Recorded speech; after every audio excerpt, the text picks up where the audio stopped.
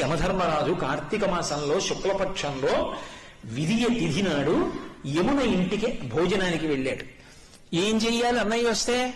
పరమ ప్రేమతో చిన్నప్పుడు అన్నయ్య ఏం తినేవాడో, ఏదంటే ఇష్టమో ఆ మాటలు చెప్తూ, కబుర్లు చెప్తూ, ఇంకొంచెం తిననయ్యా, ఇంకొంచెం తిననయ్యా అంటూ అన్నయ్యకి ప్రేమగా వడ్డించింది. తిన్నాడు.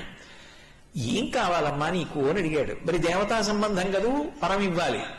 ఆవిడ మనందరి కోసము వరం అడిగింది.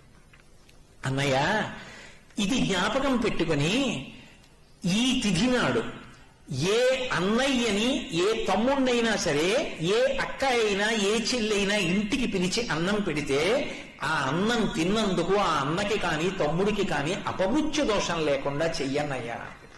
తప్పకుండా ఇస్తానమ్మా అన్నాడు.